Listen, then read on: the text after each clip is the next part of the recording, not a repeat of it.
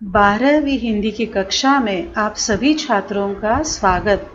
आज से हम अध्ययन का प्रारंभ करेंगे। आज हम पाठ्य पुस्तक की नवनिर्माण कविता पढ़ेंगे। इसके कवि है त्रिलोचन। त्रिलोचन जी का वास्तविक नाम है वासुदेव सिंह। कवि के रूप में आपने त्रिलोचन यह नाम चुना था। त्रिलोचन का अर्थ शायद आपको मालूम होगा। जिसकी 3 आंखें होती है उसे त्रिलोचन कहते हैं। यह भगवान शिवशंकर जी का एक नाम है। कवि के पास उसकी प्रतिभा शक्ति अथवा कल्पना शक्ति की तीसरी आंख होती है, जिसके कारण कवि इस संसार को एक अलग दृष्टिकोण से देख सकते हैं। इसीलिए कहा जाता है, जो न देखे रवि वह देखे कवि। इस दृष्टि से कवि त्रिलोचन जी का यह नाम बहुत सार्थक है। आपका जन्म 20 अगस्त 1917 को उत्तर प्रदेश के सुल्तानपुर जिले में हुआ था। आप प्रयोगधर्मी कवि के रूप में जाने जाते थे। आपकी यह प्रामाणिक इच्छा थी कि काव्य के क्षेत्र में नित्य नवीन प्रयोग होते रहे। ऐसे प्रयोग करने वाले कवियों को आप हमेशा प्रोत्साहित भी करते थे। युगों युगों से ग्रामीण क्षेत्र के पीड़ित, दबे कुचले मनुष्य की व्यथा को आपने काव्य में व्यक्त किया। आपकी भाषा भी सहज और लोक भाषा से प्रभावित थी, इसलिए जनमानस को छू सकी। 2007 में आपकी मृत्यु हुई। धरती, दिगंत, गुलाब और बुलबुल, उस जनपद का कवि हूँ, सबका अपना आकाश, ये आपके प्रमुख काव्य संग्रह है। देशकाल आपका कहानी संग्रह है, तो दैनंदिनी डायरी है। आज जो कविता हम पढ़ेंगे वह चतुष्पदी छंद में लिखी हुई है।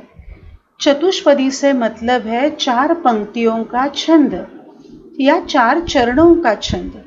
चौपाई के समान यह छंद होता है। इसकी पहली, दूसरी और चौथी पंक्ति में तुकबंदी होती है। तुकबंदी से अर्थ है पंक्ति के अंतिम स्वर, वर्ण या शब्द के उच्चारण में समानता। तुकबंदी से काव्य में लयबद्धता आती है, काव्य की सुंदरता बढ़ती है। अंग्रेजी में इसे राइमिंग सिस्टम कहते हैं। हर तुकबंदी अपने भाव या विचार में परिपूर्ण होती है। अब हम कविता की ओर बढ़ते हैं। कविता का शीर्षक है नवनिर्माण। मतलब ही किसी नई बात की निर्मिति, रचना या सृजन। कवि इस समाज का, देश का नवनिर्माण करना चाहते थे। हमें स्वराज तो मिला, कवि उसे सुराज बनाना चाहते थे। समाज में होने वाली विषमता, भेदभाव, अशिक्षा, गरीबी, इन दोषों को दूर करके समानता, स्वतंत्रता और मानवता की नींव पर खड़े समाज को निर्माण करना चाहते थे। यह कार्य जितना बड़ा उतना ही कठिन भी था। फिर भी कवि को विश्वास था कि वे अपने कार्य में जरूर सफल होंगे, अपना ध्येय जरूर प्राप्त कर सकेंगे। अब हम पहली चतुष्पदी देखते हैं। तुमने विश्वास दिया है मुझको, तुमने विश्वास दिया है मुझको, मन का उच्छ्वास दिया है मुझको, मैं इसे भूमि पर संभालूंगा, तुमने आकाश दिया है मुझको। इस चतुष्पदी में कवि उस अलौकिक शक्ति के प्रति कृतज्ञता व्यक्त करते हैं जिस शक्ति ने हमें जन्म दिया है। उसे हम ईश्वर कहे या प्रकृति, हम सब इस प्रकृति का एक हिस्सा है। अगर हम धरती पर आए हैं, जीवन जी रहे हैं, तो विचार कीजिए कि हम पर कितना भरोसा उस शक्ति ने रखा होगा। अपने कर्तव्य को पूर्ण करके हमें उस विश्वास को सार्थ बनाना होगा।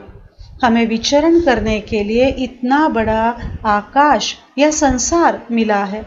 यहाँ हम अपनी क्षमताओं को पूरी तरह सिद्ध कर सकते हैं, अर्थात sky is the limit for us. हम उच्छ्वास लेते हैं, हम सांसें लेते हैं, अर्थात जो जीवन हम जीते हैं वह सार्थ हो, यही कवि का संदेश है। अब हम दूसरी चतुष्पदी की ओर बढ़ते हैं। सूत्र यह तोड़ नहीं सकते हैं, सूत्र यह तोड़ नहीं सकते हैं, तोड़कर जोड़ नहीं सकते हैं। व्योम में जाए, कहीं भी उड़ जाए, भूमि को छोड़ नहीं सकते हैं। इस चतुष्पदी में कवि की मातृभूमि के प्रति आस्था या गहरा लगाव व्यक्त होता है। इस देश ने हमें पहचान दी है, आत्मविश्वास दिया है। हमें इस रिश्ते को बनाए रखना है। इस प्रेम के बंधन को, धागे को टूटने से बचाना है, क्योंकि अगर एक बार यह टूट गया तो वापस जुड़ नहीं सकता। कवि रहीम दास भी कहते हैं कि रहीमन धागा प्रेम का मत तोड़ो चटकाए, टूटे से जुड़े नहीं बीच गांठी पड़ जाए। इसीलिए कवि भी अपनी मातृभूमि को आश्वासन देते हैं कि चाहे मैं कितनी भी दूर क्यों न जाऊं, व्योम माने आकाश तक क्यों न उड़ान लूं, पर इस भूमि को छोड़ नहीं सकता हूं। लौट कर यही आना है। मातृभूमि के प्रति कवि का प्रेम यहाँ व्यक्त होता है। बच्चों, एक छोटा सा प्रसंग यहाँ बताना मुझे उचित लगता है। 1984 में रशिया के अंतरिक्ष यान द्वारा हमारे देश के राकेश शर्मा अंतरिक्ष में गए थे। भारत के पहले अंतरिक्ष यात्री राकेश शर्मा। यह क्षण हमारे लिए बहुत गौरव का था।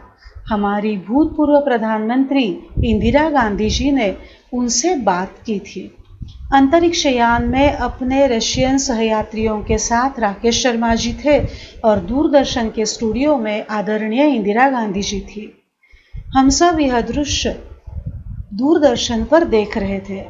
अंतरिक्ष में उनके अनुभवों के बारे में पूछने के बाद प्रधानमंत्री जी ने उनसे पूछा, ऊपर से भारत कैसा नजर आता है आपको? एक क्षण की भी देर नहीं थी कि अंतरिक्ष यान में स्थित राकेश शर्मा जी ने उत्तर दिया, सारे जहां से अच्छा। यह उत्तर सुनने के बाद सारे भारतवासियों के चेहरे पर एक खुशी की लहर दौड़ गई थी। यह प्रेम होता है अपने देश, अपनी मातृभूमि के प्रति। कवि इसी प्रेम की भावना को व्यक्त करते हैं। अब हम तीसरी चतुष्पदी की ओर बढ़ते हैं। सत्य है, राह में अंधेरा है। सत्य है, राह में अंधेरा है, रोक देने के लिए घेरा है। काम भी तुम और करोगे क्या, बढ़ चलो सामने अंधेरा है। जो ध्येय हमें पाना है, जिस मंजिल तक हमें जाना है, वह राह आसान नहीं है। मुश्किलों से भरा हुआ यह मार्ग है। कई सारी रुकावटें हैं। मानो इस अंधकार में रास्ते पर चलते हुए रुकावटों का घेरा हमारी चारों ओर है। यह हमें आगे बढ़ने नहीं देगा, मगर संकटों से डरकर हम रुक गए तो हम इंसान कहाँ। इसलिए कवि कहते हैं, अगर डर कर, हार कर, निरुपाय बैठ जाओगे तो क्या फायदा। इससे बेहतर है आगे बढ़ो, एक कदम तो उठाओ। सामने भले ही अंधेरा क्यों न हो, तुम चलना तो आरंभ करो। शायद कोई नया साथी मिले, कोई उपाय मिले, नई राह नजर आए। इसलिए कवि प्रेरणा देते हैं कि कठिन राह पर भी हमें चलना होगा। अब हम चौथी चतुष्पदी की ओर बढ़ते हैं। कवि इस पद में हमें अपनी ताकत का सदुपयोग करने के लिए कहते हैं। कवि कहते हैं, बल नहीं होता सताने के लिए। बल नहीं होता सताने के लिए, वह है पीड़ित को बचाने के लिए। बल मिला है तो बल बनो सबके, उठ पड़ो न्याय दिलाने के लिए। अर्थात हमें अपनी शक्ति का उपयोग अच्छे काम के लिए करना है, दूसरों को, निर्बलों को सताने के लिए नहीं। दुनिया में दो प्रकार के लोग होते हैं, सबल और निर्बल। सबलों को चाहिए को निर्बलों की ताकत बने। यहाँ बल से मतलब सिर्फ शारीरिक शक्ति नहीं है। किसी के पास आर्थिक ताकत होती है, वह व्यक्ति धनवान होता है। किसी के पास तीव्र बुद्धिमत्ता होती है। जिनके पास आर्थिक ताकत है वे गरीबों की मदद करें। जिनके पास अच्छी बुद्धिमत्ता है वह दूसरों को पढ़ा सकते हैं, विद्यादान कर सकते हैं। जिनके पास शारीरिक शक्ति है, बलवान है, वे दुर्बलों की सुरक्षा कर सकते हैं। संक्षेप में हमें अपनी शक्ति का सदुपयोग करना है, उसका लोक कल्याण के लिए उपयोग करना है, दूसरों को परेशान करने के लिए नहीं। मुझे विश्वास है आप इन चारों चतुष्पदियों को समझ गए होंगे। इनमें आए हुए नए शब्द अब हम एक बार दोहराते हैं। उच्छ्वास, छोड़ी हुई लंबी गहरी सांस। सूत्र, धागा या बंधन। व्योम यानी गगन या आकाश। पीड़ित, त्रस्त या दुखी व्यक्ति। घेरा, फैलाव, परिधि। यहाँ हम घेरा का चित्र देखते हैं।